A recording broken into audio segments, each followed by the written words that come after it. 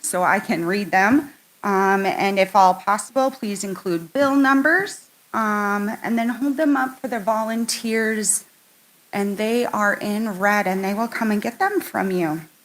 Remember to phrase your questions so that all legislators can answer. We won't be reading questions from questions or that address specific legislators. But I do know that there will be some questions that are directed towards just our representatives and just our senators, depending upon how the issue has gone through. So please understand that I may be combining some of the questions together. And also, please feel free after the event to stick around to speak with your legislators or other members in the community. I would ask at this time again that we silence our cell phones and that you take conversations to the hallway as to not disrupt our listening. Today's format will go as follows. Each legislator will introduce themselves, indicating what district they represent, the committees in which they serve, and how long they have served in the legislature. Legislators will have 90 seconds to respond to questions, and there is no rebuttal time. Legislators, if you wish to respond to a question, please raise your hand and I will call on you when it's your turn. I will do my best not to miss you. Sometimes if your hand isn't fully raised, I don't always see it. As we near the end of our coffee today, each legislator will also have 90 seconds for a closing statement to comment further on issues brought up or to comment on a topic that was not covered in our questions.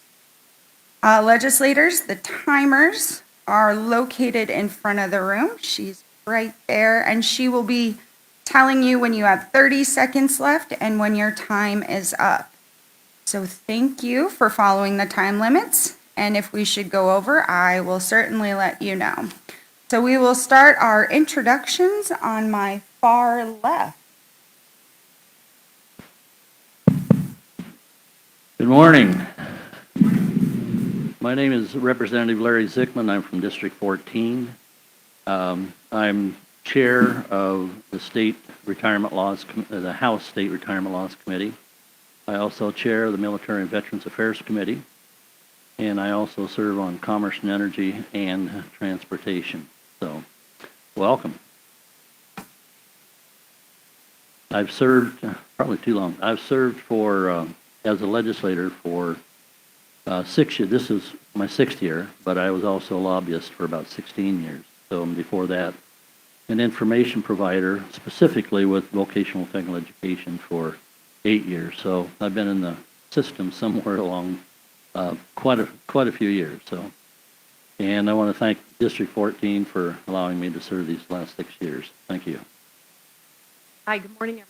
I'm Deb Holt. I serve in the South Dakota Senate, also 14, which is Southeast Sioux Falls.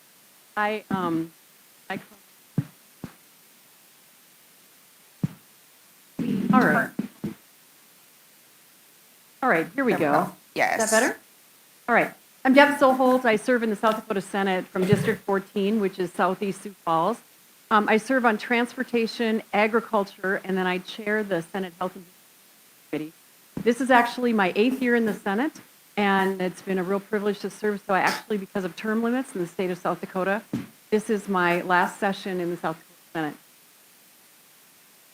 Good morning, everyone. I am Representative Erin Healy, also from District 14. This is my very first term, but second session, and I serve on the House Education and House and Health and Human Services committees.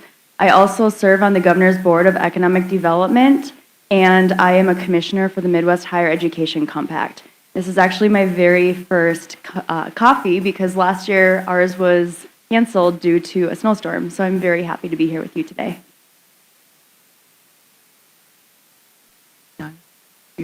Oh.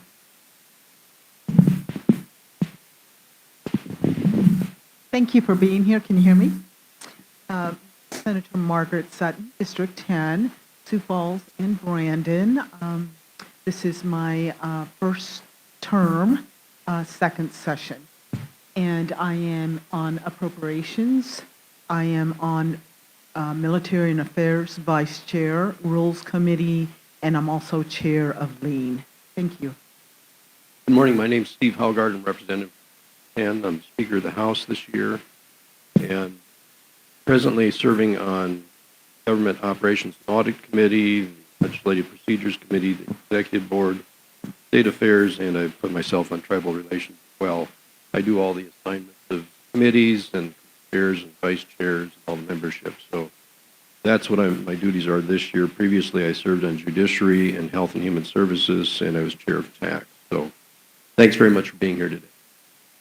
Good morning, Doug Barthel, also from District 10. I serve on Judiciary and Local Government. This is my third session. I was appointed in the middle of a term, fill a vacancy, and then was elected to serve for 2 years. So been proud to serve and represent District 10. I was wondering if those timer cards would work at home or not. Probably wouldn't go over very well, but yeah. Thank you. Thank you very much. So my first question this morning is for our House members. Do you support Senate Bill 72, our Dakota Promise Scholarship Program? This was passed in the Senate and has now been referred to House Appropriations.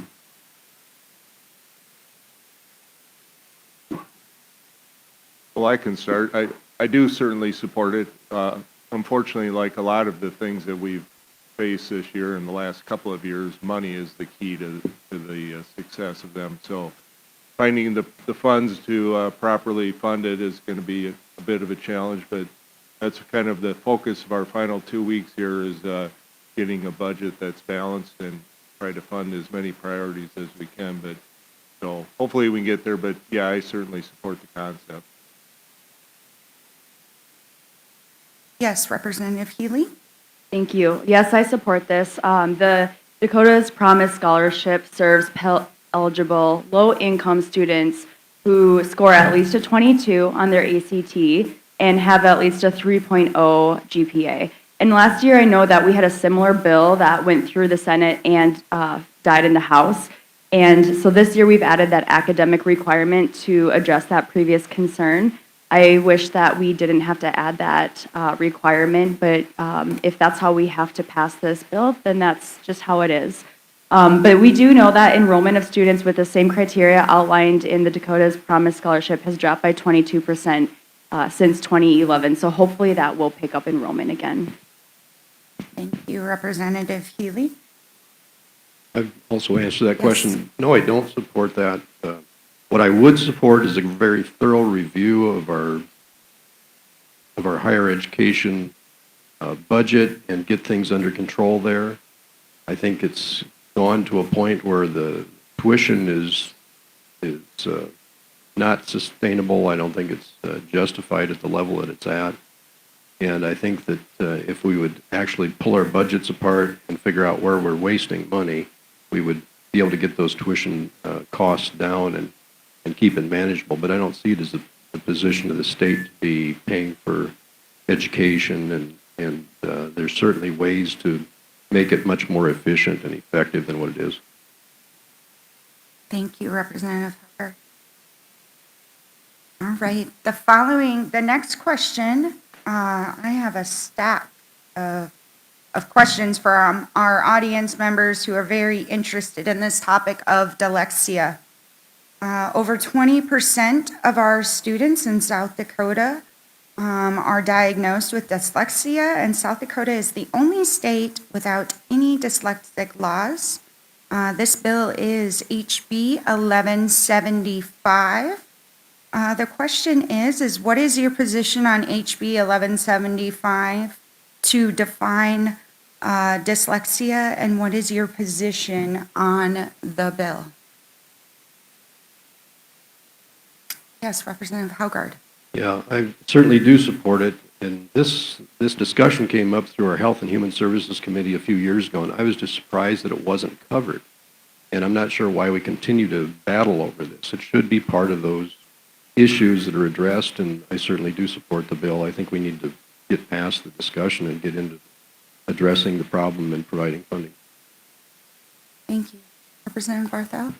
I support it as well, and I too was a bit surprised that it wasn't already in there. This actually already passed the House 58 to 10, so it's got overwhelming majority in the House. Now it's basically up to the Senate. Thank you. Yes, Senator Soho? and then- Yes, thank you. Well, the final stage is going to be the floor of the Senate now. This bill has really handily made it through the legislature, and I don't see any real issues of it becoming hung up on the floor of the Senate. I certainly support it. I think the step in the right direction is that you get operational definitions around the issues that we need to deal with. Once we clearly can understand that together about what the meaning is, and we can start looking at, how is that handled through special education budgets? Do we have fully formed programming that's really going to help the kids? How does it go from K through 12? And then what kind of combination of funding between grant funding and, what's happening at the state level through just general education funding and special education funding. So it's an important step. Representative Healy, and then Representative Dickman. Thank you. Well, this came through House Education, so I got to hear this bill. And we had so many kids show up who suffer from dyslexia, and it was really amazing to see all of them speak in favor of this legislation. And this was a very easy yes for many of us. You, Representative Dickman? You notice that Z is always last. I also supported the bill, and just as was said down the street here, it did pass by a 58 to 10 margin, and so it passed very, very heavily in the House, and so, but I did support the bill. Thank you. Senator Sutton? I do support this bill. Again, when it comes to the Senate, if it doesn't have a large amount of appropriations to it, then that'll be the deciding factor.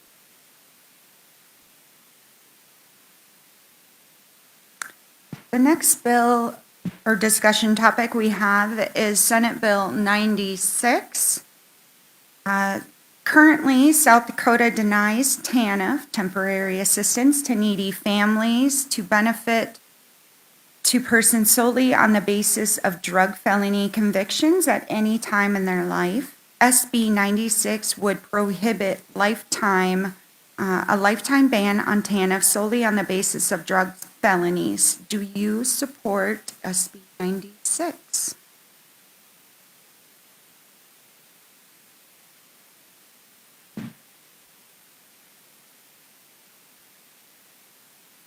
Senator Sutton? This came to the to the Senate by a vote of 28-6, and I did support it. Thank you. Senator Healy? I am actually the prime sponsor on the House side. Senator Neseba sponsored this on the Senate side. So yes, I obviously support this. I think this is a really great way that we can ensure people who are leaving our prisons will have the support that they need in order to get back up on their feet. And we are one of 9 states that has not taken this ban off of TANF people. Thank you, Representative Healy. Any other comments? Okay, we will be moving on. Bill SCR 603 on gun safety would recognize the importance of gun safety, considering the incidence of gun-related injuries and deaths in South Dakota. What is your position on SCR 603? Yes, Senator Soho. I'll start with this.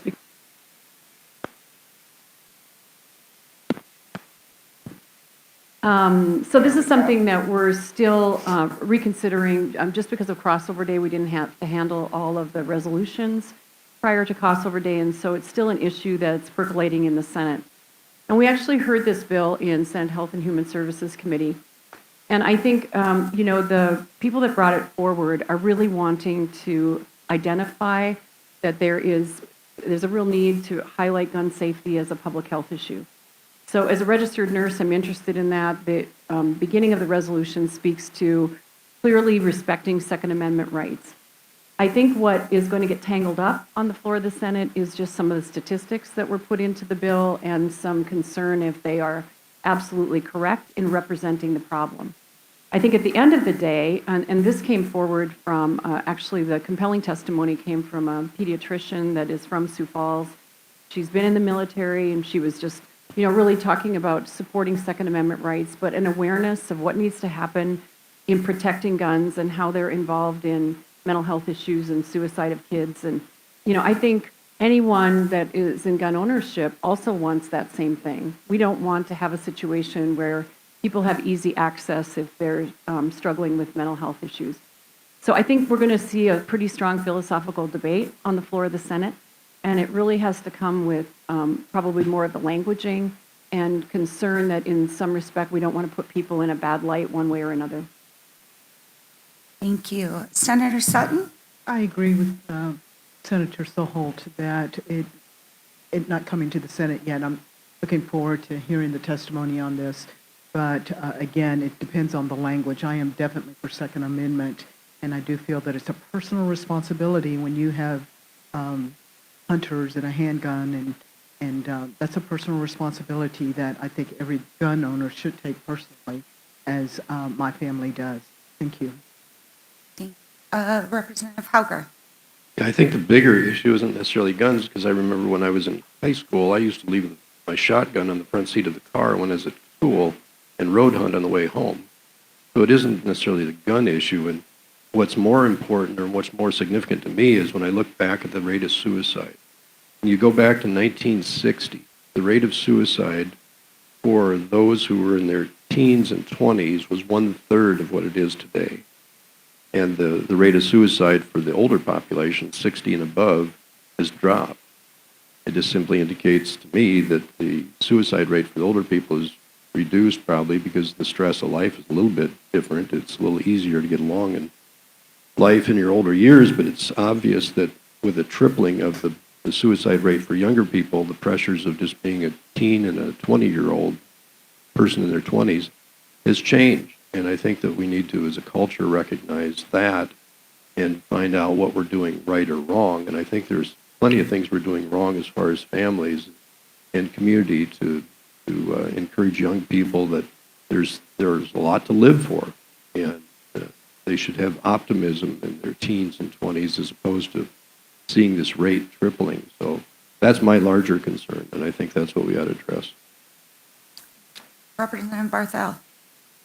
Well, it's a resolution, so it's not law. It's just basically, recognizing the importance of gun safety, which, believe me, I'm all for that. And so I'm certainly open to this if, in fact, it makes it over to the House. But don't kid yourselves. Just by having a resolution in place is not going to solve our gun issues. But it's certainly going to help bring attention to it and awareness to it, and maybe through that we can have an impact. So I don't see anything necessarily bad coming of it. It's probably just a matter of personal choice, but it doesn't look too harmless. We actually, unfortunately, we spend a lot of time on resolutions, and in the end, they aren't really binding. They aren't law. So it's sometimes just a matter of people's perspective. Certainly open to looking at it. Thank you. Representative Zickman? Thank you. Just a comment to the group here. You're going to see quite a few resolutions probably come in in these last 2 weeks. And the resolutions are good. They recognize different people, different groups, different programs, and they're good to recognize. But they're just, as was stated, they're not law, and they're only a resolution. But they're good to have there to recognize those, like I said, the groups and the programs, et cetera. So, but you're going to see probably quite a few. I think we had on Thursday that we put off till this next week about 4, 5, 6, roughly that, and there's some more that are coming over in the House. So you're going to see quite a few resolutions come across these last 2 weeks. Representative Healy? Thank you. I will be supporting this if it comes over to the House. I think it's important to recognize that, yes, people do commit suicide with guns, but we also need to ensure that others around us in our population is safe from what guns can do to others. And then I also think it's very interesting. I know that Senator Solholt mentioned that there were stats listed within this this resolution, and there are also references. I've never seen that in a resolution where we've actually had references from the CDC and the Department of Health.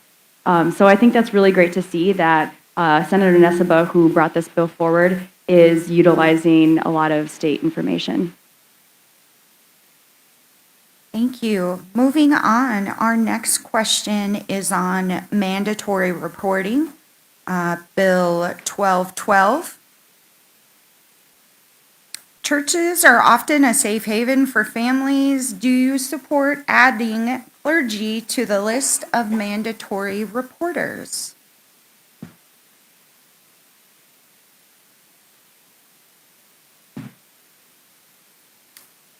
Have any takers? Yes, Representative Barthel. Yes, I voted for it. We had quite a bit of debate on this bill.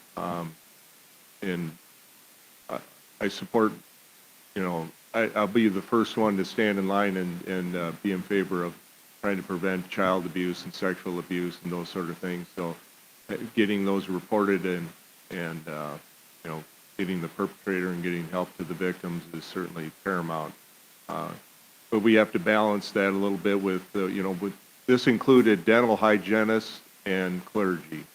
The dental hygienist part, they actually wanted it, and that was pretty easy to get through that part of it. It was the clergy, and when you start talking about maybe if just between you and your priest or pastor and the confessional, and so the sanctity of church law and some of those things, it really becomes a bit of a balance. But apparently, through the interpretation of a few of the attorneys in our group, it's believed that this is actually covered in other statutes where that pastoral privilege, when they're in the confessional, would still be protected. And so this would mainly be outside of that environment where they'd then be required to report it. So I didn't see it as a bad thing, so I did vote for it. Thank you. Yes, Senator Soho. Well, we'll see if this makes it over to the Senate. I'm the prime sponsor on the Senate side, and for the last 7 years, I've been involved in work on child maltreatment. Led Jolene's Law Task Force in the Senate, which led to the Center for the Prevention of Child Maltreatment being started within USD, and we did a analysis of South Dakota. We were particularly looking at child sexual abuse, and we looked at how many kids a year just in sexual abuse, and it's 4,000, and we know that 80% never tell. So this is just like a significant problem. And when we start looking at mandatory reporting, and while I totally respect the clergy-person relationship and the confidentiality of that, what do you do with that information at the end of the day? That's the struggle for me, is that when someone tells you that, then what? There is still a child that is being perpetrated upon in just a very terrible way. So as a registered nurse, I'm a mandatory reporter and have been forever, and we are bound by HIPAA confidentiality. That to me is as sacred as the spiritual church relationship in relationships. So this is something we have to start opening up in our society. We have to start wrapping our arms around traumatized communities. We need to start looking at developing resilient communities where we're working together between education and churches and the healthcare system and law enforcement, so that we can start to course interrupt this pattern, this family, familial, genetic, generational pattern that has transpired if we're going to really save our kids. Thank you. Representative Healy? Thank you. So this was actually my prime sponsor bill, and Senator Solholt was sponsoring it from the Senate side. Many of us do know that clergy have a moral obligation to protect children. But we also know that duty and responsibility can be overshadowed by relational and power dynamics within a congregation and a community. And this bill was to offer aid of offering protection to our most vulnerable population. And it also frees clergy from having to do the right thing. They are there to protect the voiceless rather than worry about pastoral relationships and money and job security. And we know that many churches here in the state of South Dakota do not have a policy surrounding child abuse, and this was to really put that in place. During testimony in judiciary, we heard some very powerful testimony from members of the clergy in South Dakota about why they would like to see themselves as mandatory reporters. A few of them had been talking about stories of things that had happened within their church, stories of child abuse where rape was involved, and instead of alerting officials, there was a series of forgiveness and reconciliation, and that abuse wasn't reported, and so we saw people go on and actually continue to rape and sexually abuse kids. And that's just unacceptable, and that can't be happening. And this was really just a way for members of the clergy to feel like they had the opportunity to be well-trained in the area of child abuse. You, Representative Haugard? Yes, this failed in the House the other day. There's a procedural issue maybe that would come up, but it did fail in the House. And the point of it was to include clergy, obviously, as mandatory reporters, and everyone wants to see any kind of abuse ended. But when you invade the province of the church, I think you go beyond what our law was intended to do. And there was a discussion about what if a clergyman or anybody else hears about something like this in the context outside of that church counseling relationship. And that's covered by what's called a misprision of felony. If you hear about something, you believe something took place, you do have a duty to report those things, and that's actionable if you don't. So it's covered in that context outside of that counseling relationship, but when it's in the context of a priest penitent or a pastor talking to an individual in a counseling setting, I think that should remain as a sacred confidentiality. And the likelihood is that anybody that finds himself in that situation is going to probably find a way to either get that individual to confess, to move forward, to reconcile, to do something to bring this out. And I would also suspect if I were in that situation, if I were a pastor, I would find a way to make sure someone else became aware of it to get the matter resolved. So I believe it's addressed. I understand the context of some of the larger churches and the abuse that's taking place there, and that was a culture of altogether different that was concealing that. Thank you. Representative Zickman? Thank you. I think everything has been said. I agree with Senator Soul. What do you do with that information at the end, or at the end of the day? And I voted for the bill, but I had some of the same questions. But I did vote for the bill. Thank you. Senator Sutton? I'm looking forward to hearing the testimony in the Senate. I do agree with the Speaker, Haugard, that confidentiality priest and your pastor is very important. If that is not a trust issue, then these kids are not going to go to them. So I'm very concerned about that. So I'm looking forward to hearing more about it. Thank you. All right, moving on to our next question. Senate Bill 157. This applies to zoning. So SB 157 would limit county level control over the approval process for industrial and agricultural products, i.e. large feedlots. Neighbors would no longer need to be informed prior to the county commission. Please explain the permit process and the pros and cons of this change. Representative Haugard. Thank you. I know this is a bill that's gotten a lot of attention and presumably is like the centerpiece of this year's legislation. As I look through it, it looks to me like the category, the first section of the bill, it talks about aggrieved persons and what the requirements are. And it appears to me that you almost have to prove your entire case before you even get to be called an aggrieved person. And to me, that's problematic. And so you look through the rest of the bill, you get to the second section. And it talks about there's a line added in an existing statute in regard to conditional use of real property, ordinance content, approval or disapproval request. There's a line added at the end that says approval of a conditional use request requires the affirmative majority vote of the members of the approving authority, and this is the part that troubles me. It says majority vote of the members of the approving authority who are present and voting. So you could have 3 people on a 5-member board make a quorum. 2 could abstain, 1 could vote for it, and it would pass. And I just don't think that's the way this process should be. So until that's changed, I will be opposed to it. Thank you. Senator Sutton. I voted yes for this bill. This is a complicated bill. Our state agencies are facing numerous challenges, work shortages and operating in a disconnected environment and societal problems. We have to grow our revenue. As you know, we're facing a tight budget this year. What's going to happen next year?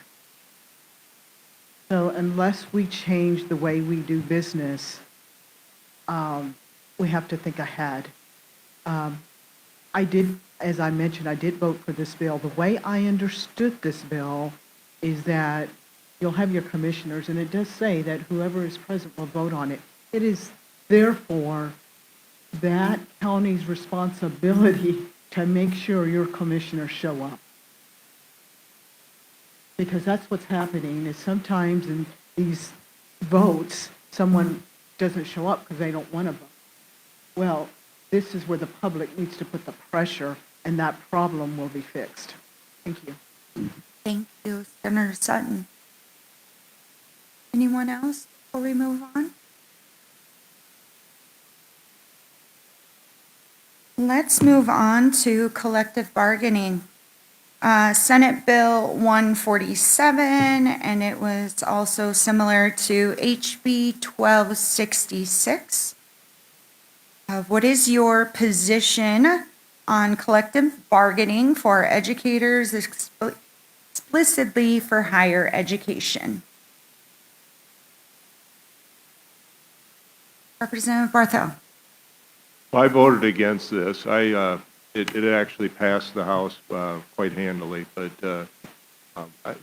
I struggle with it a little bit. But this is one bill where I got a ton of feedback from people within my district that encouraged me to vote against it. And frankly, that's what I'm there to represent people from our district, so I rely heavily on that input. For those that aren't aware, I was with the police department for 30 years, served as a chief, and retired a few years ago. So I was on both sides of the union table. I was a union member, and then I later was a representative of the administration negotiating with them. And, South Dakota's a right, or you can't strike in our state. We don't have, the sweatshops and bad working conditions like maybe we did years ago when unions were first created. I saw it as a good tool. It was a good way to resolve issues and concerns, and oftentimes a lot of it just really kind of came down to the money, and you either had the revenue to support a pay raise or you didn't. But a lot of the other issues, frankly, we were able to solve, in the hallway and on the side without having to go through a formal process. But it at least gave an opportunity for that and a way to, express concerns and grievances. And so for that reason, I went with it or went with staying with the unions, but of course it did pass, so we'll see how it survives the Senate. Representative Haugard? Yes, thank you. As far as the state of South Dakota being a right-to-work state, I think this is in line with that idea that if you perform well in your job, you'll probably keep your job. If you don't perform well, you should be subject to losing that job. Sort of like running for office. If we don't perform well, you can vote us out. But the idea that we should carve out a special group that's allowed to collectively bargain and not necessarily demonstrate performance, I don't think that's good for South Dakota or the schools. So I think competition is the best thing we can have. Thank you.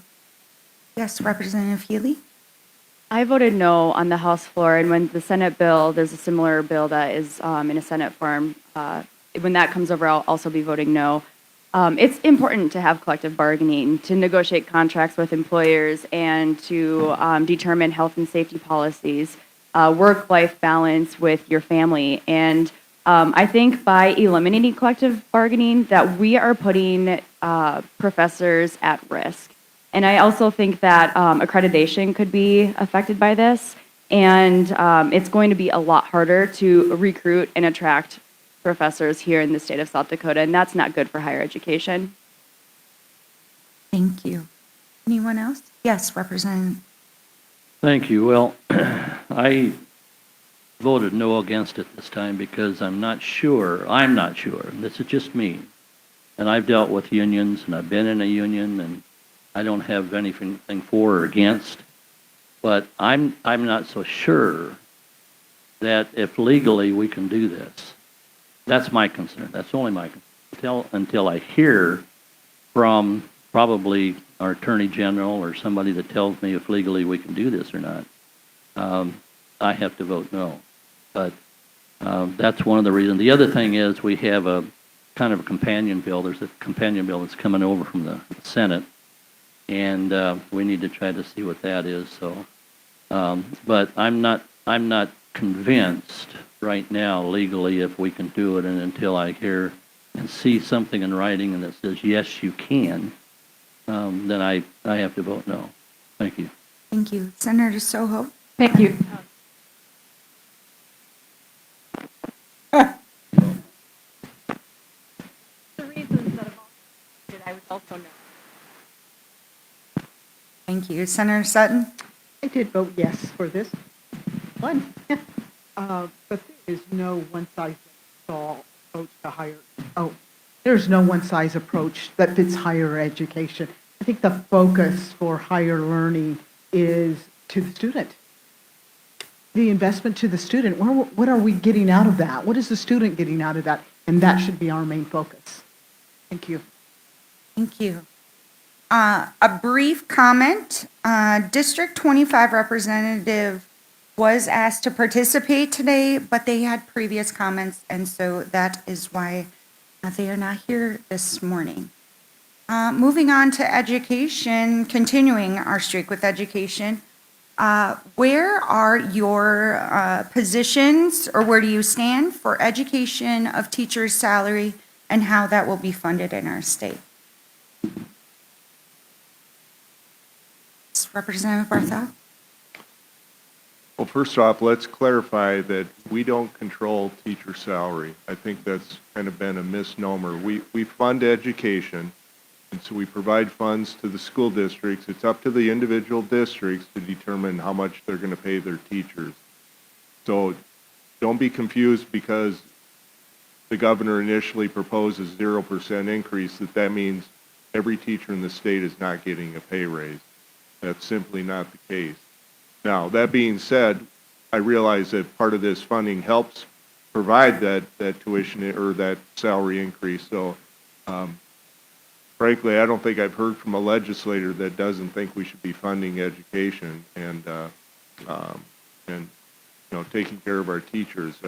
I think what we did they did a few years ago by increasing the sales tax is certainly a huge step in the right direction. It was a tough one to get to that point, but we're going to try and do as best we can. I think there's a real good effort, and I think Senator Sutton can probably speak to it better. She serves on appropriations, but these final 2 weeks are going to tell whether or not we can find some money, but I know it's a top priority for, if not all of us, certainly the majority of us. Representative Howgard.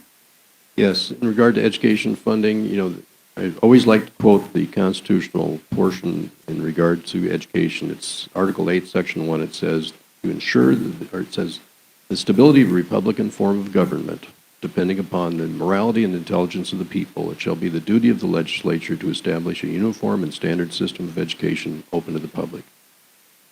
And the point of that is you want people to be moral and intelligent enough so they can discern the news of the day and intelligently elect their representatives, because we're a republic, which means a constitutional representative republic. We're not a democracy. The democracy is only the portion where you go to the polls and vote for your representative. But as far as the funding side, I said this in committees in the past couple of weeks, this is ridiculous. So every year we battle over this issue, and this formula needs to be figured out. And smaller schools certainly need attention to how are they going to, if they're going to maintain a facility or not. Larger schools, Sioux Falls shouldn't be getting compensation for more teachers than we have, and that's the way the formula works out right now. So that's not fair. And we also have to balance all that against all the other state employees. You know, when we voted the tax increase in 2016, which I opposed because we had the money in that budget that year, we didn't have to do that.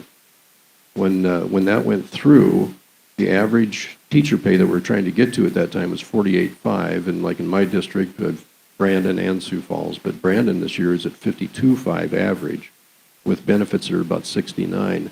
But the average sheriff's deputy, at the same time we were trying to get to $48.5, the average sheriff's deputy in the United States, who worked a full year and wore a flak vest to work, was at $41.5. So we've got to balance all those things. Thank you. Senator Soho. Thank you. Well, I actually was co-chair of the Blue Ribbon Task Force that really took a deep dive on education funding overall in the state of South Dakota, and we were really falling behind on where we were at in teacher recruitment and being able to retain talent in the state of South Dakota. Now, that said, when we look at funding, one thing I want to say to all the teachers, we keep hearing like, why don't you fund education at the beginning of session and then everything else falls behind it? Well, that's not how it goes when you're looking at a balanced budget. It's actually better to wait and see what do we need to do here to fully fund what is our statutory obligation. Because in fact, we have a law that says in inflationary increase for education, it's 3% or rate of inflation, whichever is less. So in order to do something different than that, we would have to actually change statute, and that would require then having enough votes to make that happen. I think what all the legislators are seeing is what are we going to do in long-term sustainability on that particular statute, and how do we keep moving forward? And the reality in South Dakota, and so I do agree with the speaker that we do need to have a group, and there's been a lot of conversation about having people really take a look at the business planning for the long-term and education funding in the state of South Dakota. But if you looked at a map of South Dakota right now, you would not have 149 school districts in this state. So this is the struggle of trying to maintain, in the Blue Ribbon funding, we put a lot of pressures on the expense side in relationship to the funding formula that small schools are really going to have to take a look at when they have lower student-to-teacher ratio. It's not as effective as if you have a larger classroom with a higher student-teacher ratio. That's just business principle. So we now really have to take a look at this in relationship to capital outlay funds and reserve funds and what's happening at local property taxes. So this isn't something that you can, I'm supposed to stop.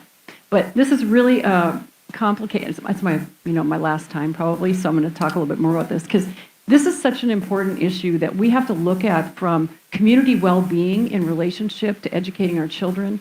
How do we leverage technological resources so that we can bring the top level of education to all the students? How do we not have kids commuting miles and miles and miles, but how do we become more efficient in how our school districts are merged together? And that would take incredible political will to really take a look at this and say, do we have to reframe how education looks in the state of South Dakota? So not certain if that will happen. And if that doesn't happen, then we will continue to look at marginal increases in relationship to education and kind of forcing the downward pressure because there's just only so much money when 50% is going to education K through 12, technical and higher ed. Thank you, Senator Soho. Anyone else on this? Senator Sutton? I'll be the last one on this. It's a long process to get to the point at setting the budget. First of all the work agencies will come to appropriations and present their budget. We will hear them. Then there's a 2-week process of approving those agencies. After that, then we all go through several days of deciding what the final budget will be for the teachers. I have not talked to any legislator that has said we don't want to fund the teachers. Every legislator that I have talked to said let's see what we can do to make it work. So I can tell you that everybody is working hard. We know that the teachers need it. If we do not fund it, we will be behind. So we do need to fund, and we know that. But our first priority, of course, is to fund that budget, to balance that budget. I want to give you some stats here. The state assistance to local governments and schools is 34.4% out of our general fund budget. Your Board of Regents, which is your universities, your tech schools, is 13.43. Your human health and human and social services is another 34.26%. All your other agencies get the rest. I have a stop sign, but that leaves us a 5.54 to negotiate percent. That's not a whole lot, but we're working hard to get the teachers what they need. Thank you. Thank you. Representative Zickman. Thank you. Well, as a former teacher and school administrator, and I was a state director for adult vocational technical education in South Dakota for 8 years, and I was commenting that this is the only building I didn't help to build. The others I did with the bonding program that we put together. But let me assure you folks that all your legislators are doing what they can to get some funding for the teachers. There's not a one of us that don't want to fund those teachers. I had very quickly, I don't have much time, but I had a text from my daughter who works in another school district with some information that she got someplace about how the fact that the legislature was cutting budgets and cutting staff and all this stuff, and there's that information that's coming out, and it's out there. But I can assure you, in all our work groups, all of our WHIP groups, etc., every time, every week, the discussion is education. One of the big things is education, and where you're going to put your dollars. So I can assure you, from my part anyway, that your legislature is working very hard to try to get your teachers some money. So, and they deserve it. They deserve it. So, thank you. Thank you. Representative Healy. I'll keep this really brief, but obviously education is a huge priority in our state, and it must always be. And I think it's also important to say that there's a lot of legislation that we see go through that we are spending money on frivolous things, and we need to maintain education as a top priority. And I also think we need to say, also address the fact that we have administrative heavy funding. And I don't know how that can be addressed in the legislature, but I guess I'm kind of giving a plug for our local school board elections. Thank you, Representative Healy. Moving on, we are going to stick with education, and we have House Bill 1174. This would allow for us to move kindergarten eligibility date back by 1 month. What is your position on this bill?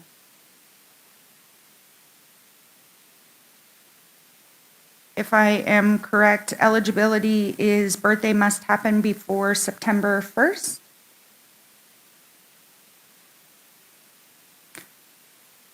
I would assume it would go back to August 1st. Representative Healy. This came before House Education a few weeks ago, and I voted yes on this. I think it's really important when we're looking at kindergarten readiness that we ensure all of our kids are ready to go to school. We see a lot of behavioral problems, and then we also see a lot of kids that just aren't ready emotionally, socially, and cognitively to attend school yet.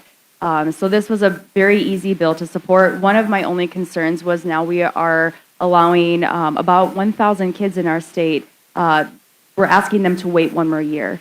And when we're asking families to wait 1 more year for their child to go to school, we also need to address concerns for childcare and early learning education. So I hope that's something that our legislature focuses on next year.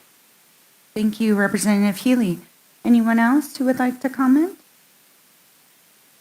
Representative Haugard? Yes, I voted against this bill just because I think there ought to be the latitude for families to raise their own kids and not have to push them into school too soon. And this idea that they need to be going to school ready to learn, well, that's why you have them at home. And you should work with your kids at home and enjoy that time in their life and have an opportunity to see them nurtured there.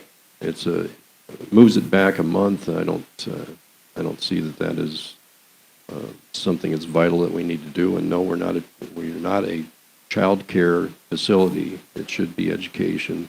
And I understand people and their need to have income, and sometimes there's working families, but that's not the role of the state to provide child care.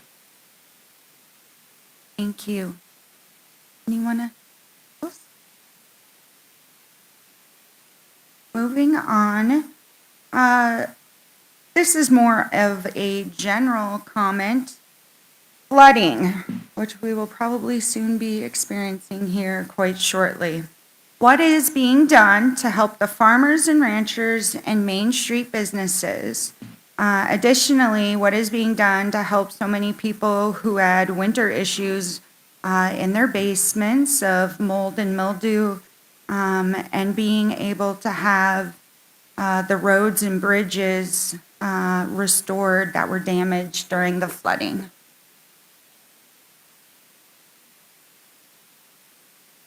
Yes, Representative Haugard? Yes, thank you for the question. And as far as what's being done, I asked several months ago departments that are responsible for that to tell us what the data is, and they were still trying to acquire that, and it really comes all the way up from townships up to the counties and up to the state. One of the issues that needs to be discussed, and we are discussing, is some of the counties, like even Lake County where I grew up. The farm I grew up on is about 12, 15 miles southwest of Madison. And there are roads there that really aren't used much anymore, some of the gravel roads. And so those, for the most part, could become categorized differently, and they really don't need to have that same maintenance level. Because if you're farming that ground out there, which we still own that farm, the farming, that activity that goes on, it's only a few times a year that you're going to run very much equipment down those roads. And so there needs to be a careful look at which ones we do maintain. As far as allocating funds out to those places, it's, that was part of that 6-cent gas tax increase a few years ago, and presumably that's fixing a lot of bridges, but we need to take a careful look at it. Obviously, the east and southeast part of the state was affected by the flooding, and that's just going to have to be a county-by-county discussion and make some priorities as far as roads and which ones you're going to maintain. Thank you. Anyone else care to comment? Senator Soho, and then we'll go Representative Healy. I just want to say, because it is a state, county, and also federal dollars on FEMA designation and, things that are done. And we've got the long-term road plan that was based on the legislation that Speaker Haugard talked about. But I also think additionally, Senator Sutton, who sits on appropriations, they've really taken into account that there's probably going to be flooding and what is going to happen with, storage of crop that's in silos that might be sold off because there's been a certain selling off because of not being able to plant. So the anticipatory flooding is really playing into where we're at on the final appropriation decision and how healthy the agriculture sector will be into whether they can get into the fields or not. Thank you. Representative Healy. I would just like to mirror what Senator Solholt said about the FEMA and federal dollars, but also we found ourselves in another position where we just simply don't have the revenue available to address these problems. And so until we can find that revenue, we're going to continue to have these problems. And we do need to fund our townships, and we do need to fund those roads because they do belong to people. And how would you like it if you lived in a rural area and you didn't have access to an ambulance coming to your address? So I think we need to consider that when we're looking at the funding that's necessary for flooding and for farms. Thank you. Representative Sutton? Okay, so I guess I'll have the final word on this one. I would say there's the two highest priorities in this session would be, one, balancing the budget, and second, finding the revenue to help the teachers, and the third one is this issue right here. It is huge, and I'm sure everyone here has either been directly affected or have family members that have been affected. There have been 5 FEMA reports. 4 out of those FEMA reports were approved. One of them was a tornado that went through, and it was 1.1 million, and it did not get approved. So the townships are having to deal with that particular area. But again, as Representative Healy mentioned and Senator Soholt, is that we're waiting really to see what happens with this year's weather what the sell is going to be with those crops that are in the silos now. So there's a lot of factors that are affecting this. And a lot of those township roads are not being used as much as, and that's something you have to weigh when it comes to the finances. There is a road right now that is being closed, and I don't remember the county road that it is, but some of the complications to this is that that particular road has been flooded several times. They've raised it to a foot up here, I think, 6 years ago. Now it's underwater again. So when FEMA reviewed that, they are now requiring the state to bring it up higher again, which increases our budget for that. So if you're wondering, why is that bridge not fixed? It's because now FEMA's putting definite regulations on us to raise that road. So, there's a lot of factors behind the scenes, but the state is continually looking at this. The townships are really hurting. They do not have the money to keep up with the roads, so that's another avenue we have to look at. Thank you. Any other comments before we move on to the next question? All right, we're going to go back to education for a brief moment. HB 1228 and data collection. HB 1228 calls for collecting data on children with hearing loss through 18 or 20 years of age for special education students. Because South Dakota needs an accurate count of all of their deaf or hard of hearing school-age students, will you be supporting this bill? And is this important in their level of language development? Yes, Representative Healy. This is actually my bill that went through the House. It passed on Thursday.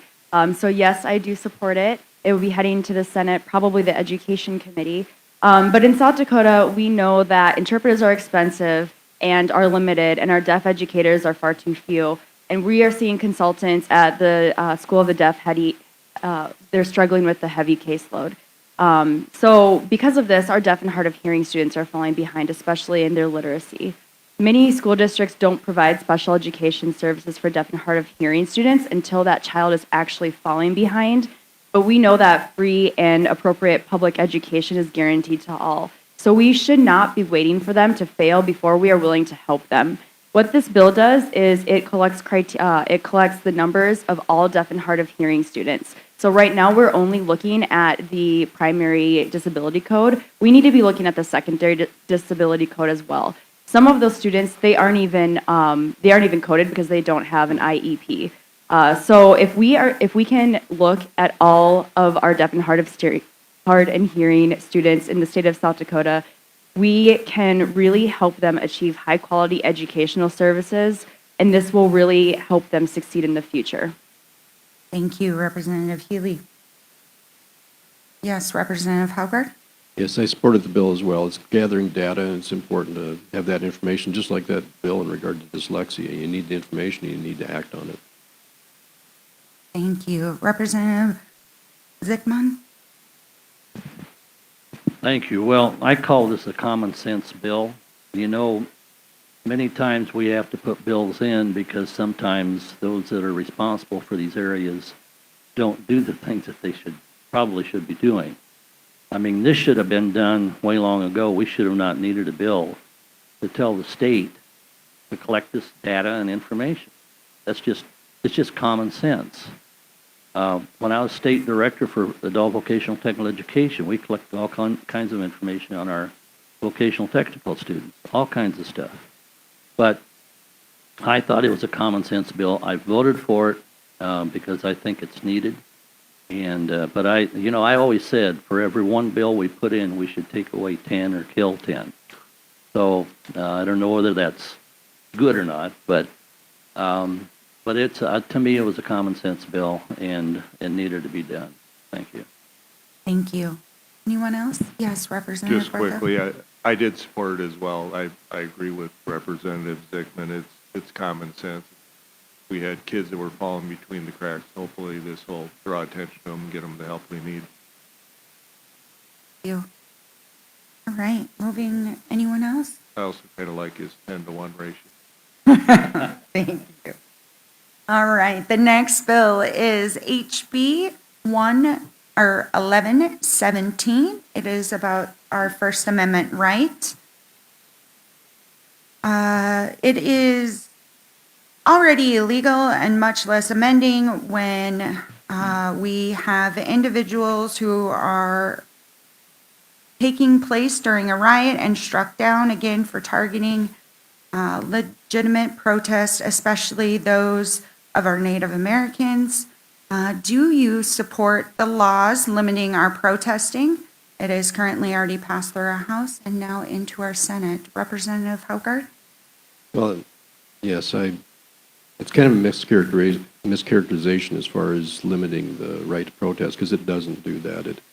It's intended to provide sanction that the state's attorney could prosecute someone for being engaged in a riot. And as I explained in our State Affairs Committee, I think those riot laws really originated in the early 1900s in response to the Ku Klux Klan.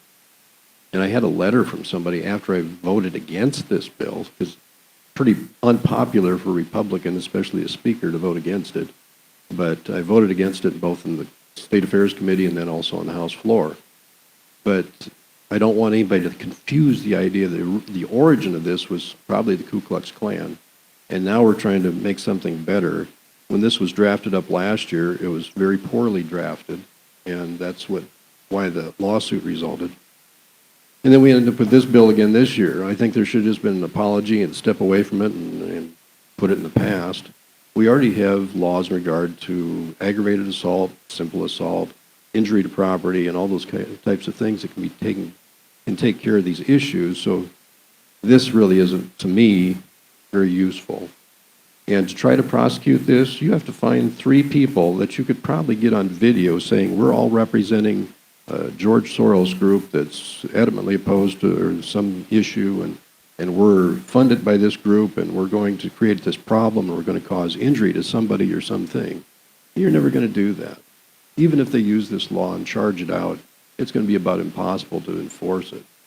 And the civil sanction, you can't prove that kind of conspiracy. It's not going to work. You might see it charged out, but I'll bet any plea that takes place is going to be to a simple assault. So for those reasons, I opposed it. I think it was ill-conceived, and I don't think it's going to be very useful. It sits out there, and it's really more of an irritant than being useful. So for those reasons, I opposed it. Thank you. Yes, Representative Barthel? Well, I did support it. The key to this, and the speaker is right, you're still able to protest, and you can assemble and do it peacefully. That's the key to this. You can go ahead and do all your protesting, just don't break the law when you do it, and you're going to be fine. When we look at some of the other states around us and the issues they've spent millions of dollars on law enforcement and security because of some of the protesters and those that just weren't able to follow the law and do it peacefully. So that's part of the reason why I supported it. It does allow a section in there for recovery of some of these expenses and costs that are incurred in it. And frankly, I hope it doesn't even get to that point. I'm fine with it if people want to protest and express their concerns, but when it starts becoming a burden for law enforcement and state resources and costs us a lot of money, and you've heard how resources are short the way they are, and putting an extra burden on them, I'm certainly in favor of anything we can do to help try and limit that. So hopefully they'll see it as a deterrent and not do some of that activity that we've seen in other states. Thank you. Representative Healy? Thank you. I did not support this. I think this is an incredibly terrible bill. One of the most poignant things that I heard on the House floor came from Representative Marie Purrier from Pine Ridge. And what she did was she took her sweetgrass and she held it up like this. And she said, "Is this intent to cause a riot? And will the police officers who see this, will they see a knife, or will they see me speaking in peace and speaking peacefully for my people?" Thank you, Representative Healy. Sir. Moving on to Senate Bill 6, considering and discussing presumptive probation repeal, considering the dangers of wearing a wire and the high fiscal costs of incarcerations, do you support the partial repeal of presumptive probation in Senate Bill 6 at the cost of millions of dollars per year? Representative Hauger? As far as Senate Bill 6, I'll just speak generally to the subject. Our problem that we encountered over the past few years is the fact that both the executive branch and the legislative branch have been asleep at the wheel on these things. And when we passed some of the legislation a few years ago, I think the one bill was just before I was elected, when those things were passed, they were probably good ideas, but they weren't funded. So we end up in a situation like this year. The UJS asked for, I think, 7 additional probation officers. And I asked them, how many do you need? Well, we need 20. Well, if you need 20, ask for 20. And so we've had this reticence on the part of the judiciary especially to actually ask for the funding that's needed to get the job done. When I started law practice in 1983, there were 500 people in the penitentiary. Now there's 3,500 people in the penitentiary. We've been asleep at the wheel. Should have seen that when it hit 1,000 or 1,500, should have thought, this is going out of control. And then pour our resources into rehabilitation and vocational training. And that might have stemmed that tide a little bit. But now we're at 3,500 people in the pen. And so last year, I was so adamantly opposed to an expansion for the medical side of the Jameson unit up there because we weren't paying attention to the larger problem. And so we spent $7.4 million last year on something that should never have been built. And it's just because the policy has not been addressed over the past, I would say, 4 decades. We let it grow out of control without an adequate response to it. And we succumb to the pressure from all these other places that want money. But we need to pour more resources into corrections and try to get that thing under control and get the population down where it should be. If you take a couple of thousand of those people out of the penitentiary with adequate rehabilitation and vocational training and put them back in the workforce, we'd solve some of that issue. Thank you. Yes, Representative Senna. Well, I was against dialing back our presumptive probation and really looking at trying to put people into a position of what does cooperation mean? You have to wear a wire. You're going into trying to find a bigger person in a drug bust. I agree with the speaker. We've taken our eye off this situation for a long time. And Senate Bill 70 from the past was really looking at this trend of, we're going to have to build a new state prison if we kept going in the direction that we're going. We have not adequately funded the support programs of having more people on probation in relationship to trying to reduce recidivism. But what we know is putting more people into jail is not going to help. So this is about that trajectory of shifting a culture, of changing the perspective of how we manage when we have people that have drug issues. I saw this as a bill that was dialing back to what we had before. And we continually chip away because we're having very serious problems of the community support programming in relationship to mental health and relationship to substance abuse. We do have mental health courts that are emerging. We have one in Rapid City and one that's just starting in Sioux Falls. We have drug courts. Those are the only answers to try to reduce this trajectory of having more people incarcerated and the need to build a new women's prison or a new men's prison. So I was not supportive of this bill, but it did pass the Senate, so it's coming over to the House. Thank you. Any other Representative Barthel? Well, we haven't got the bill yet, but from the day that Senate Bill 70 was put in place and presumptive probation was part of that, it's been a concern for law enforcement. And the key to this is, and it's already been mentioned by a couple of the prior speakers, is having those alternatives, and whether it's treatment or education or whatever, just simply by not locking up people, the problem doesn't go away. We got to help them with their addiction or their issue or whatever the concern is. And all that takes money. So I know today there's still a huge concern from law enforcement on some of these people that are put on probation. they call it the catch and release. They'll arrest somebody and they let them go, and they go through the courts and they're out the next day and they're back in the same activity they were before. So we're kind of in this endless cycle. So this doesn't mean that every person that currently would receive that probation is now going to get locked up. It's going to hopefully create some incentive and a deterrent for them to maybe help cooperate with law enforcement, maybe help get them the resources that they need. Because, like I said, what we're doing now, it's not a total disaster, but it's not working the way it should be. And so we need to, when that bill was put in place, it's a living document. We need to keep continually looking for better ways to work on it and improve it. Thank you. Representative Healy. Thank you. I would like to agree with everything that Representative Barthel said. When you put a low-level offender in jail or prison, then with more serious offenders, then they're more likely to reoffend or commit worse crimes in the future. Our jails are already full, and you cannot incarcerate away addiction. Thank you. Other comments? Senator Sutton? The way I looked at this bill, we are facing a big meth problem here in South Dakota. And what's happening currently is our agencies are, a lot of these drug arrests that are occurring sometimes takes years to come to fruition. But what's happening is that as they make these arrests, they're really trying to get the information, so many of these go to the federal level so that it does not cost the state as much money. But what's happening is you do have these runners that are operating within the state. But at the federal level and out of state and coming in from Mexico, those are the ones that you really need to get. And so when you have individuals that can cooperate with that, you want to get the bigger fish.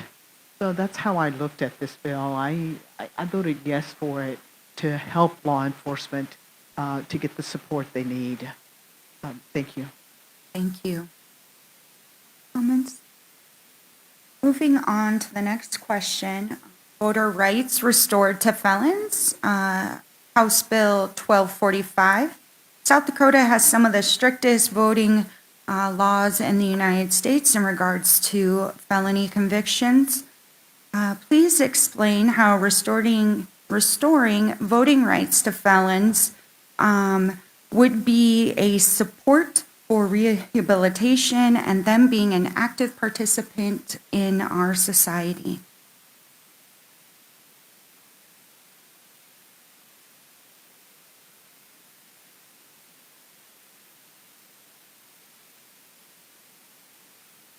Representative Barthel? Well, this was defeated quite handily in the House, 18 to 47.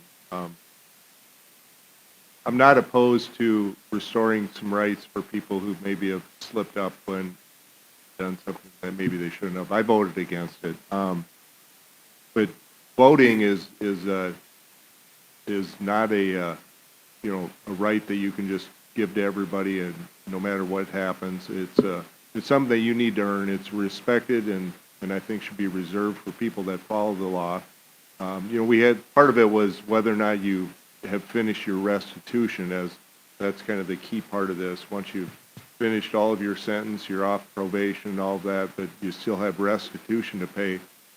Well, one of the concerns that was brought up, what if your crime was you embezzled a couple $100,000?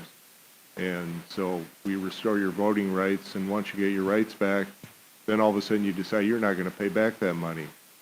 We continue to allow them to still have that right to vote, and so I don't know. I just think it's a privilege that's reserved for people that frankly follow the law, and the current criteria that we have in there, I think, is a good standard to follow. So I really struggle with supporting it. Thank you. Representative Howgard? Yeah, I did not support this either. And you go back to the essence of why we have a republic. You want people to be moral and intelligent, just like our education constitutional provision is. You want to ensure that you have a stable republic. And the only way to do that is to have shared morals and shared values. And all the laws that we pass, every single one of them, doesn't matter if it deals with banking or anything, they're all based on somebody's morality. And so when you look at these bills like this to restore the voting rights, well, that's an admirable goal. I would hope that those folks get to a point in their life where they want to take part in society and be supportive of it. But to restore their rights, when you know that probably the drug offenders, that reoffense level is probably somewhere in the category of 65 to 75%. Well, they could complete their sentence and be off supervision, and within 5 years, the likelihood is that they're going to reoffend. So then if we have a ballot measure that talks about whether or not we should legalize marijuana, they get to vote on that. I mean, there's just some inconsistencies here, and it's not to beat someone down, but it's to have them recognize you want to be a part of the society and the system, then comport to the morals and the standards of that society. That's part of this. Thank you. Anyone else? Yes, Representative Healy. Thank you. This was Representative Sullivan's bill, and it died on the House floor on Thursday. So yes, this bill would allow those who have completed their time in prison, they've completed their parole and their probation, and they may not have finished their restitution payments, but they are now eligible to vote. And I think that's really important because this really carves out a difference between the haves and the have-nots. If you are wealthier and you are convicted of a felon and you can pay back your restitution, now you can vote. If you are not wealthy and you are a low-income citizen, you can't vote until you've paid back that restitution. And think about how many years that can take a person. I think we need to consider that when we are allowing people to buy back their right to vote, that it's very important that restitution, as long as you are in good standing and you are paying back piece by piece, that you have that ability. Thank you, Representative Healy. Follow-up. Brief. Just a brief follow-up. You can get around that in a variety of ways. You could reduce it to a civil penalty, which is not subject to bankruptcy. So there's another way to have that done. And if that's the goal, then it could be drafted in that form. But we don't need to carve out. There was nothing in there about restitution. Okay, moving on to probably our last question. House Bill 1050 discusses online voter registration. With technology at the forefront, will you be supporting this option for our South Dakota voters?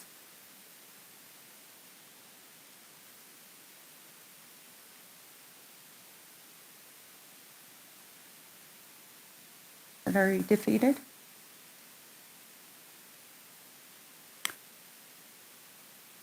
Yes, Senator Sutton. It did pass with no negative votes in the Senate, so I did support this bill. Thank you. Yes, Representative Healy. I voted yes on this when it passed through the House. This is just one more way that we can ensure that people who want to vote can get registered to vote. It's so simple, and it's common sense legislation. Thank you. Representative Hauger? Yeah, I don't see it necessarily as that simple, especially in light of the cybersecurity issues that every day South Dakota faces too. And I see voting as a very significant issue, and you should be willing to step up to the plate, go register, and jump through hoops if that's what it is. But you need to be able to identify who you are, where you are, and I don't see anything wrong with limiting this to in-person registration, especially with the cybersecurity issue. Thank you.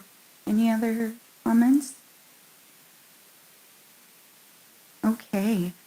Well, now we will be moving to our closing statements. Remember, each legislator will have 90 seconds, and we will start to my far right, Representative Barthel. Well, thank you again for showing up today. It's a beautiful day. If I were you, I wouldn't have come here, and a nice day to listen to somebody like me, but I do appreciate it. In spite of what you hear on the news about a lot of the controversial bills and things that are introduced, frankly, a lot of that stuff never even makes it to the governor's desk. But a key part of that, though, is because of the feedback that we get from the constituents and the people that we frankly work for, that's how a lot of that stuff dies. And without that input, sometimes we may not know what the feelings are of the people of the state. So keep the emails coming. They definitely have an impact. We love hearing from our constituents on all these issues. We've got 7 weeks down, 2 to go. I'd like to say we won't mess up anything in the final 2 weeks, but nothing's for sure. But no, in spite of, like, even throughout the controversial stuff, the vast majority of the things that we deal with, we agree on, and we get things done, and the system really does work. So I'm just honored to have the privilege to represent the people of my district in this state, and again, thank you for showing up. I'll just join into that, too. I appreciate the fact that you all showed up today. That's great. I have questions to ask, and you want to be engaged in the discussion, so I appreciate that. And I appreciate the Chamber and the League of Women Voters put this on. A great opportunity. It's a good location to do this as well. I did want to quickly touch on a few things. Back to that riot-boosting bill that I have not supported and won't support. At least it was an effort to clean up the mess that was created last year. And it probably accomplishes some of that. I still don't agree with the civil penalty side of it because I don't think you'll ever enforce that. One question that wasn't asked was about lottery, because that came up in state affairs. And that's something I think we need to get rid of in this state. We need to move in the direction of repealing that and replacing that. And people just should see that on the horizon. What I personally see, I've been part of the Board of Mental Illness here in Minnehaha County for over 25 years. What I personally see are those people that come in who've attempted suicide. And most of us know somebody that has an addiction, and we're preying upon the least able to protect themselves in this situation. Another thing is just the statistics in regard to jailing people. Less than 50% of the population of county jail here, 46%, they're Class 1 misdemeanors and Class 6 felonies. We need to do something about rehabilitation of vocational training instead of what we're doing there.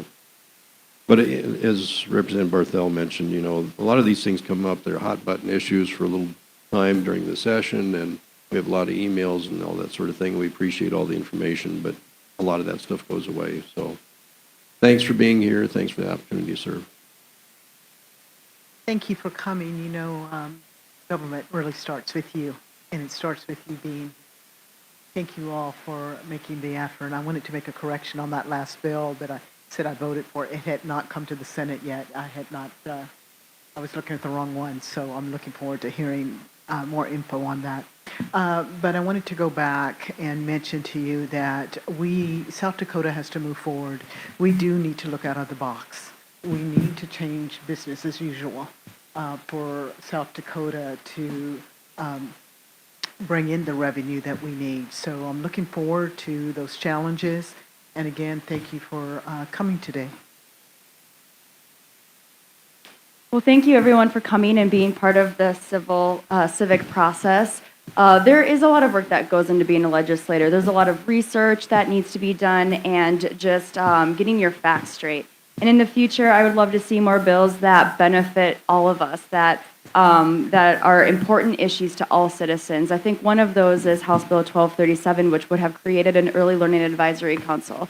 We need to ensure that our youngest kids have access to preschool and to be ready for school when they get there. And we just don't have enough access to preschool, and it's not affordable for all. So hopefully next year we'll see some legislation come forward with that. But thank you for being here. Thanks to the League of Women Voters. I really appreciate seeing all of your faces today. Thank you so much. I wanted to mention one issue that wasn't touched on in questions, and that is all the work that we're doing in mental health access within the state. For the last 2 years, we had a overarching mental health access summer study in 18. We could see there were 5 specific areas that we needed to understand further to make change. So we had 5 task forces that met in 19. In fact, Representative Healy and Senator Sutton and Speaker Haugard were all on teams. I chaired the telehealth access team. The result of that is 8 pieces of legislation and 2 resolutions that are making their way through the legislature that we look pretty positive at this point that will get done. And what they'll do is change the trajectory of being able to bring qualified mental health professionals to every corner of our state. And a lot of that came from things that are happening in the Sioux Falls area with crisis intervention. We know that if people are in the home and they have a mental health crisis, if you can bring the right people to that space, 90% never have to leave home.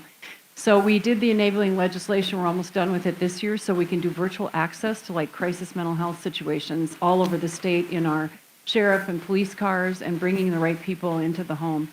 Secondly, another major piece of legislation around this is Senate Bill 4, which identifies a regional appropriate center so that we can have this triage concept that's developing in Sioux Falls, this 2 to 3 day length of stay space that would be developed regionally in the state of South Dakota.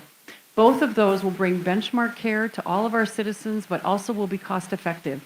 Because we found that we were taking people to jail or to the acute care centers, and that is the most expensive level of care versus putting money into prevention and early crisis intervention. So those are 8 pieces of work that are really positive for the state of South Dakota and will really transform what we're doing in mental health access for all of our citizens. I want to thank you for being here and being part of this public discourse. We're a citizen legislature. We serve at your behest. It's wonderful when you communicate with us so we understand the will of the people, because that's the only reason we're here. And it's just really been a privilege to serve District 14 in the state of South Dakota. Well, thank you. Thank you. I get the rest of the half hour. Actually, we've talked about a lot of things, and I want to thank everybody for coming, but there's one major group that we haven't talked about, and that's our military and veterans. And with everybody that has been in our military and veterans, whether you've been in the Guard or Reserve, raise your hand. Great, look at this. Look at this.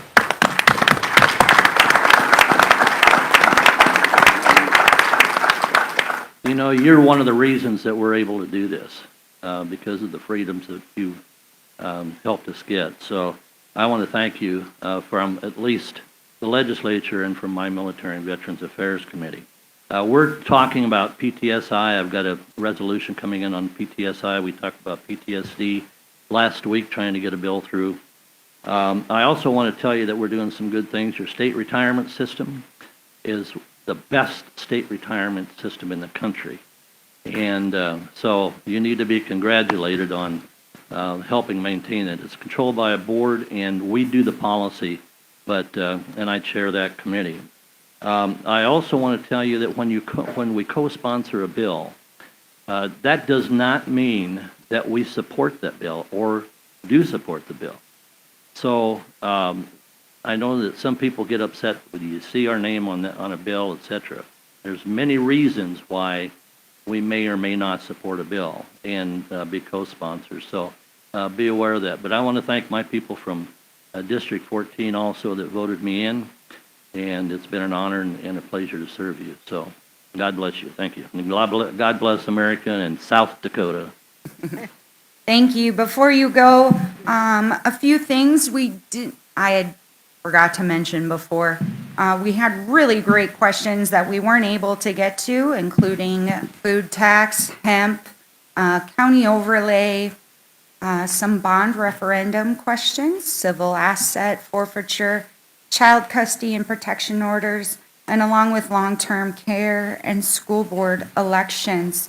I'd like to thank our legislators for their contribution today, but also for their service, and primarily to the citizens of Sioux Falls.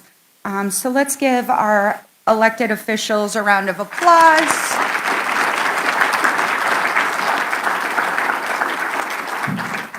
And thank you again for our sponsors, the Sioux Falls Area Chamber of Commerce, AARP, League of Women Voters, and the Sioux Falls Education Association. And in addition to that, we'd like to thank Southeast Technical Institute for allowing us to use this really great auditorium. It's certainly been a very welcoming space for us this year and last year as well. USA Media for their audio, and our great volunteers. But finally, thank you to all of you with your questions. Thank you for being active citizens and participating in our government. And that includes our final legislative coffee. So have a great day. Enjoy the warm weather.